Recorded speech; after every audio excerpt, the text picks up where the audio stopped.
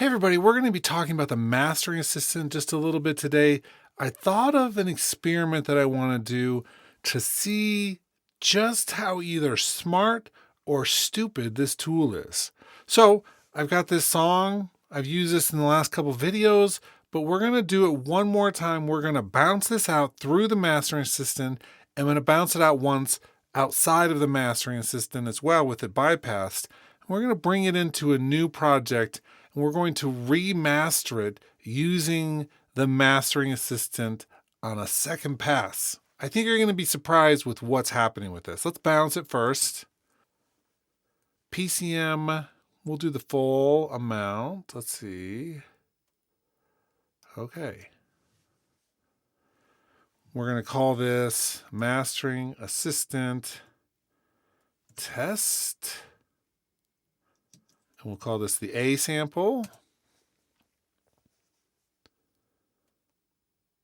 And we're going to do one without it just so we can get a comparative analysis a little bit.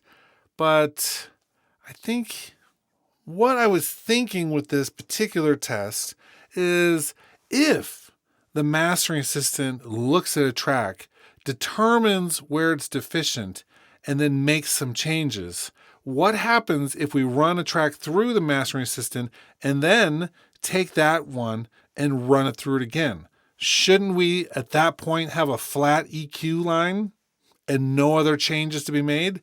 That's the question we're going to be determining right now. Let's just do one pass with it turned off, and then we'll bring these back into an empty project and see what happens. Okay, this should just take a second. What are your guesses? While this is exporting, put in the comments what you think would happen. Now, of course, if you're reading the comments, you're going to see other people's guesses, but make your own guess. Think about what you suppose this tool is going to do if used in this way. Okay. Now, let's come over into our untitled project here. I'm going to just open up those files, do it on my other screen. I don't know. This was an eye-opener for me because I thought about it, and I know how I wish that it was going to act, but it doesn't always do what we want it to. Okay, so A is the one that's mastered, B is the one that's not.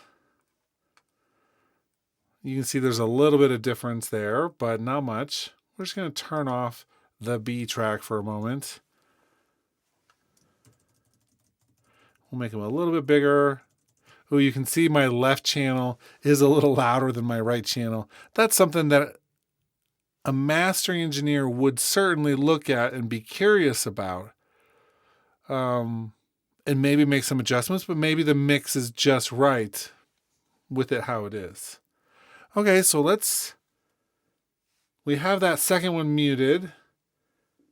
Let's turn on the Mastering Assistant now. It's going to analyze it.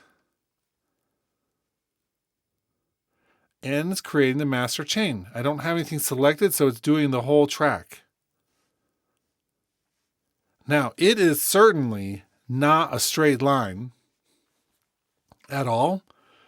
And yet it's relatively close. I mean, this is 6 decibels here, which mean that's, give or take 1.5. But you'll see, it's still doing a lot of stuff here. Why is that? What is it about it that's causing it to still want to make changes? That's a great question. Let's listen to it real quick.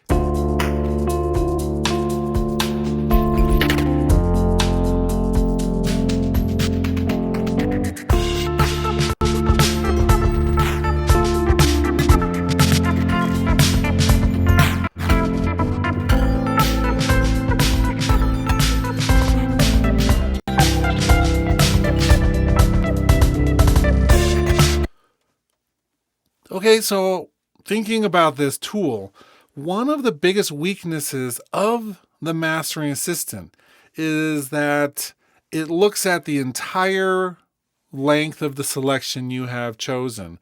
And this song has an introduction. It has this verse section. It has a chorus type section, which is quite different in some ways.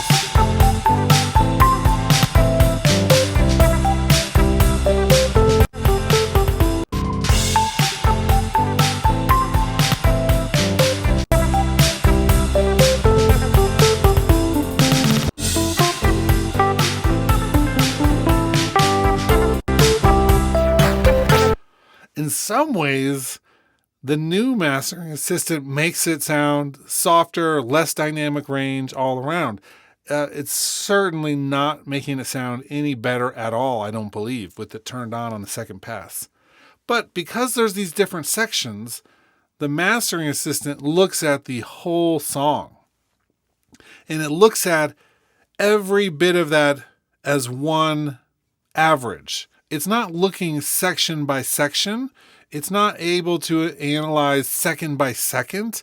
It has to look at an overall sample that's taken from everything, and then it makes a curve based on that.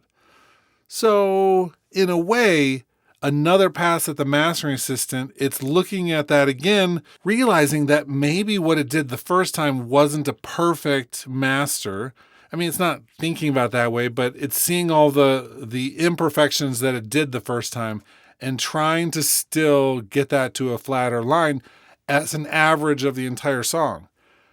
Would it be better to have a tool that looked section by section or intelligently mastered all the way through the song? So that means, like, for instance, if the bass is doing something in a section, that we treat that section differently than a later section where the bass maybe drops out or something. Should we be making a selection of our song and mastering that one section and then mastering another section, exporting it, and then piecing it back together like Frankenstein? I don't know if that's the answer either. You might get a more accurate master in some ways, or a mastering engineer might actually be doing that if they're mastering it from a human perspective, thinking, wow, it's like this whole middle section of the song sounds really great when I have this processing chain on it, but the beginning doesn't sound great. So then we automate some effects to give it the mastering that we want from there. Or a mastering engineer might say to a mix engineer, you have a great mix except for this one section. It's making it really hard to create a cohesive master because your mix in this section needs work. I wish a mastering assistant like this would also be able to give such feedback. It could listen to analyze the whole track and say, from 0 to 1 minute, there's this issue that we're noticing with, your correlation or your frequency response that doesn't happen after the 1 minute mark. Consider making these changes. I mean, not necessarily do it for you, but give you that type of feedback. A true mastering assistant might also tell you to give more dynamic range on the input of it so it could do more of the work as the mastering assistant. I feel like many of my mixes are slightly loud going into mastering, and so that as a reminder might be something that's really useful. This mastering assistant does a number of things. Spectral, dynamics, stereo spread. It has the metering part, has an exciter. It has all of those things, but you still have to understand why you're using them. I think that's smart in some ways for a mastering assistant, not to just go full AI and try to do everything for you, but certainly without too much trouble, something like this could be designed to give feedback on what it's receiving and actually help the engineer know why it's doing certain things or what it could get as a better mix before it's making those changes. So there's some room for improvements with this. I think as a concept, the mastering assistant is great. I love that it can put things in the dynamic range that it does for streaming. Is that perfect? Of course not. But streaming services are looking for things, but they're not requiring things. And so if we get close and then we make sure that it's sounding good as it streams, then we know that we're successful. Sure, it's great to hit those benchmarks, but Spotify or Apple Music could change their spec and their tools at any point without warning. And so we ballpark things. We really need to focus on what a good song is, what a good mix is, and how all the things are balanced. Are we able to tell the story through the song that we want to? Are we getting the emotions across that we want the audience to feel? And then we ballpark the dynamics. That's the world we're in right now. We ballpark them because everything is a little bit different and is shifting. And so we really should focus on the song and what thing we're trying to get to an audience, and then let the dynamics and things take care of themselves. Is everyone going to agree with that sentiment? Of course not. Some people are going to say, no, you need to get exactly like this. Well, I don't believe that. I believe that we need to make sure that the music is what's coming through, and we need to let the rest of that be of secondary importance to us. Because if we're close and we're doing the right stuff with the music, then the dynamics and all that stuff, as long as we're not squashing it or making it too low, if we're in the right ballpark, then I think the rest of the stuff is going to carry through. My 2 cents. I don't know if I'll feel the same way next week or next year, but for now, I feel like the quicksand is going to swallow a bunch of people, and they're going to focus on the wrong things instead of really trying to make the music as good as possible in the genre, style, or whatever that they're working on. Okay, cool. I think that's all I really want to say. Talk to you in the next video.